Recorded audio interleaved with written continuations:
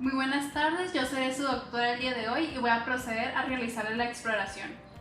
Se le pide al paciente que cierre sus ojos y tape una de sus fosas nasales. Después se le da a probar ciertos olores los cuales tendrá que identificar y se tendrá que hacer con cada fosa nasal. Prueba de fondo de ojo. Primero, si el paciente tiene lentes, se le va a pedir que se los retire, al igual que el médico. Se usará un oftalmoscopio para usar la prueba, el cual se graduará según la vista del médico. El examen se debe realizar con la luz apagada y el paciente deberá mirar un punto fijo de la habitación sin parpadear. Después, se busca el reflejo rojo del ojo. Si se está explorando el ojo derecho, el médico deberá utilizar su ojo derecho para la observación y con su mano derecha sostendrá el oftalmoscopio y con su pulgar izquierdo se levanta un poco el párpado. El objetivo de esta prueba será encontrar la papila del ojo. Agudeza visual. El objetivo de este examen será detectar defectos de la capacidad visual.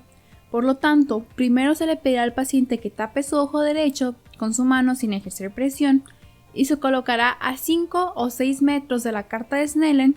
Después el médico deberá irle indicando signos de la carta de Snellen y el paciente deberá decirnos qué es lo que ve. Este examen también se realizará con el ojo izquierdo. Campo visual por confrontación. Se le pide al paciente que tape su ojo derecho sin ejercer presión y con su otro brazo deberá indicar la mano que se está moviendo.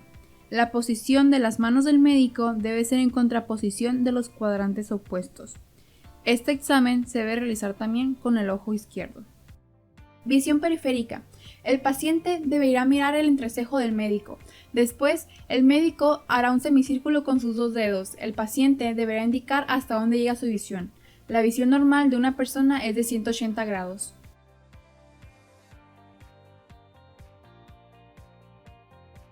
Reflejo motor. Se hace incidir un haz de luz con la pupila y se tendrá que observar la meiosis pupilar. Este examen se debe realizar primero con uno de los ojos y después con el otro.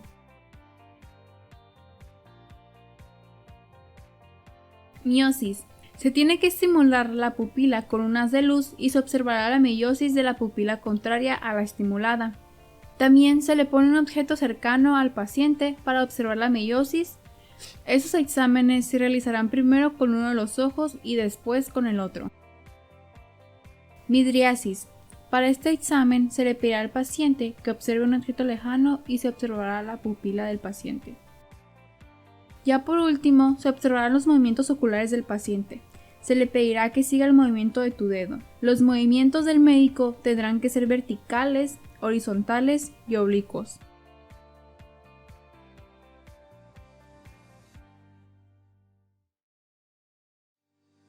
Función sensitiva.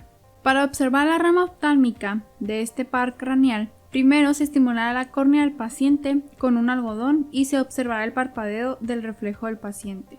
Después se realizará el examen de pica y toca. Con el pincel simétrica y descendentemente se rozará la cara del paciente para examinar el tacto. Y con el alfiler, de igual manera que con el pincel, se empinchará levemente la cara del paciente para examinar la sensibilidad dolorosa.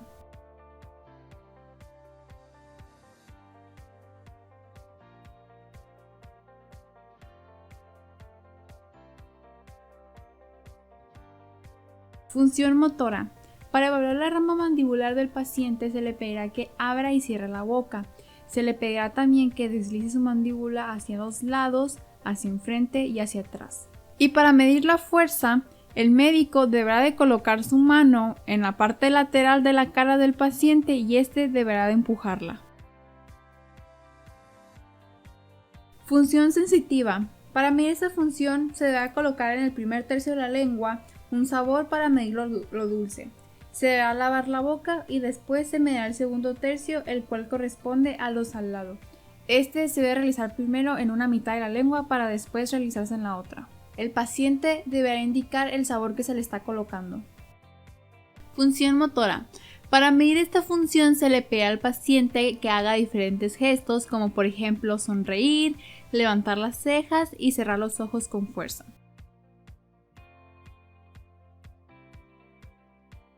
Función sensitiva. Para examinar esta función se deberán de realizar diferentes ruidos como chasquidos o susurros cerca del paciente y este te va a indicar si los escucha. Prueba de Ring. Se debe de hacer vibrar el diapasón y se va a colocar en la apófisis mastoide del oído que se está explorando. El paciente deberá indicar cuando deje de sentir la vibración. Inmediatamente después, el diapasón se colocará a un lado del oído y el paciente nos deberá indicar cuando deja de escucharlo. Prueba de Weber. Cuando el paciente no percibe el sonido por vía aérea, se va a hacer vibrar un diapasón y se va a colocar en el vértice del cráneo. Se le preguntará si percibe el sonido en ambos lados o mejor en algún lado del oído. Para esta prueba nos colocaremos atrás del paciente y nuestro pie será de apoyo sin tocarlo. El paciente extenderá sus brazos hacia los lados con las palmas hacia arriba y los ojos cerrados. Se procede a pedir que incline la cabeza hacia atrás y el paciente normalmente se debe mantener su equilibrio. Por lo tanto, el médico debe estar alerta en cambio de que éste no pueda contener su equilibrio. Maniobra de Ditch-Hall-Pike. Este consiste en provocarle nistagmus al paciente, se llevará rápidamente su cabeza de sedestación a decúbito y se inclinará en un giro de 30 grados. Se iniciará escuchando la voz y la dirección del paciente para evaluar el décimo par. A continuación, se le pedirá al paciente que degluta. Ya después, se le pide al paciente que abra la boca, se deprimirá la lengua y se observará la elevación del paladar blando y se provocará el reflejo nauseoso. Ya por último, se le pide al paciente que saque la lengua y se observe la alineación y movimiento explorando el nervio hipogloso.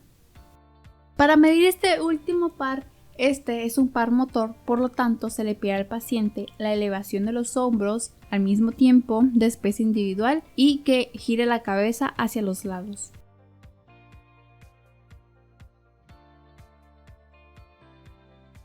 Anosmia es la pérdida total del sentido del olfato y esta puede ser de manera unilateral o bilateral.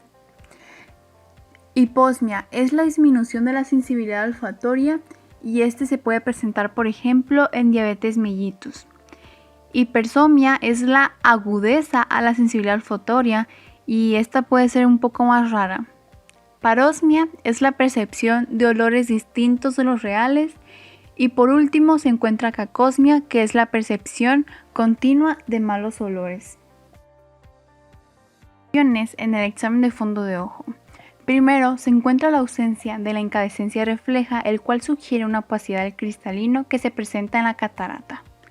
También se pueden observar edemas papilares, los cuales se reconocen porque se borran los bordes de la papila, desaparece la excavación central, hinchazón e hiperemia de aquella. También se pueden encontrar atrofias ópticas, las cuales se caracterizan por el cambio de color de la papila, la cual se torna en un blanco nacarando. También en la rinotopatía por arteriosclerosis existen cambios vasculares y retinianos. En estos, los vasos sanguíneos son tortuosos, las arterias ofrecen el aspecto de hilos de cobre o también llamados hilos de plata, existen cruces arteriovenosos, se aprecian hemorragias retinianas en forma de flama y exudados en la periferia y zona muscular. Entre las patologías de las funciones visuales del paciente se encontrará la visión borrosa o la ceguera. En este, el paciente tiene la dificultad o la imposibilidad para realizar las funciones visuales. Se encuentra también la incapacidad para la visión de los colores. Este se presenta en las lesiones amplias de los lóbulos occipitales y se presenta en sobrevivientes de intoxicación por monóxido de carbono. Los pacientes ciegos de un ojo no pueden realizar una visión binocular, por lo que no realizan de manera adecuada la visión de profundidad a distancia a la que están situados varios objetos. Patologías de los pares craneales oculomotores. Primero estará la parálisis ocular o oftalmoplegia. Es en el cual el paciente no puede mover el ojo en ninguna dirección. Estrabismo es la desviación anormal de los glóbulos oculares. Oftalmoplegia externa. Este se va a presentar cuando el paciente solo está afectado de los músculos extrínsecos del globo ocular. Oftalmoplegia interna. Se manifestará por la dilatación o midriasis pupilar, así como la pérdida de los reflejos pupilares. patologías encontradas en el quinto par. Primero está la hipoestesia, que es cuando la persona tiene una disminución de la sensibilidad táctil, dolorosa y térmica del lado afectado. Está la disestesia, que es la distorsión de la sensibilidad dolorosa, térmica y táctil del lado afectado. Está la anestesia, que es pérdida total de la sensibilidad dolorosa, térmica y táctica del lado afectado. Está después el dolor de tipo neurológico, que va a aparecer de manera espontánea y se va a localizar en una o varias ramas que se presentan en exceso. Y ya por último se encuentra la pérdida del reflejo masseterino. Patologías del séptimo par o nervio facial. Las patologías más comunes en este nervio van a ser las parálisis faciales, y entre estas parálisis se destacan muchas, sin embargo las más comunes son la central y la periférica. La diferencia de una de otra es que la parálisis central va a respetar el músculo occipitofrontal, mientras que la parálisis periférica la va a afectar. Patologías del octavo par o vestíbulo coclear. Entre estas se encuentran tres patologías, que sería la hipoacusia, que es cuando la persona va a presentar una disminución de la agudeza auditiva.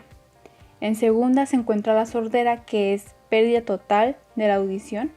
Y por último está la hiperacusia, que es cuando la persona va a tener un aumento de la agudeza visual. Las patologías encontradas en el glosofaringio van a ser disfagia, que es la dificultad que presenta la persona para deglutir los líquidos. Este se puede acompañar de salida de líquidos, ya sea por la nariz, por estornudos o por la tos.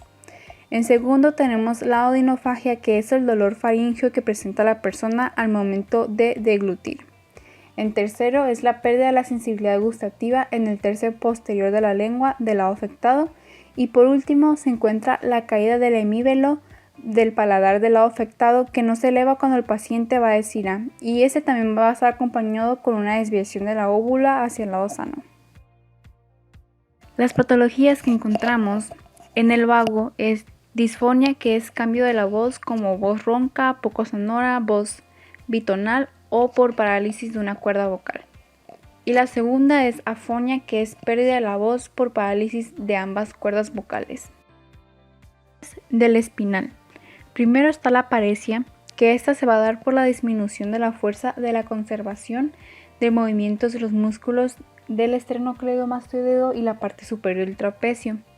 Después está la parálisis, que esta será por la pérdida de la fuerza y los movimientos del esternocleidomastoideo, del trapecio o puede ser de ambos.